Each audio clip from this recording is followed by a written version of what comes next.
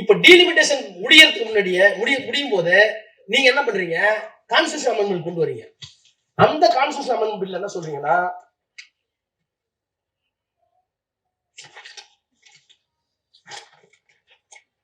அதுல என்ன சொல்றீங்கன்னா, அந்த நம்பர் வந்து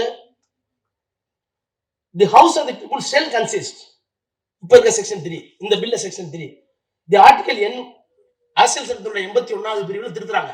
ஏன்னா அரசியல் சட்டத்தோட 81வது பிரிவு 545 சொல்லுது.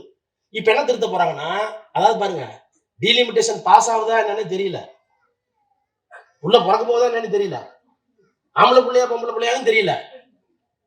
ஆனா அதுக்கு முன்னாடியே பேர் வைக்க ரெடி ஆயிட்டாங்க.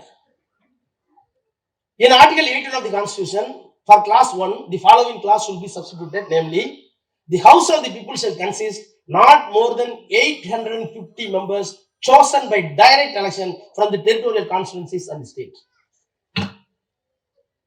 Delimitation இன்னும் எத்தனை நாள் முடிவு பண்ணது கமிஷன். நான் என்ன கேட்டேன், ஒரு சட்டத்துக்கு கீழே ஒரு ஆணையாளர் போட்டீங்க, அந்த ஆணையாளர் தான் எத்தனை நம்பர் முடிவு பண்ணும். நம்பர் முடிவு பண்றதுல அந்த நம்பருக்கு வரையறை சொல்லணும். நீங்க பெரம்பலூர் கான்ஸ்டிட்யூன்சி, நீலகிரி கான்ஸ்டிட்யூன்சினா அதுல 2 பிரிச்சுனா 3 சொல்லணும். அப்ப தொகுதியினுடைய எல்லையை சொல்லணும், எத்தனை நம்பர்னு சொல்லணும். சொன்னதுக்கு பிறகுதான் அரசியல் சட்டத்தை திருத்தணும். முதல் கேள்வி 815 இன்னும் போகவே இல்லை, உள்ள இந்தியாவுக்குள்ள கமிஷன் போகவே இல்லை. இந்த 815 சொன்ன ஆள் யாருன்னு கேட்டேன். எங்க நம்பர் கேட்டேன். 815 நம்பர் சொன்னாங்கல்ல, அது என்ன அஸ்ட்ராலஜா இல்ல அஸ்ட்ரானமியா இல்ல நியூமரிக்கல் என்னன்னு கேட்டேன். அதெல்லாம் கேட்கக்கூடாது,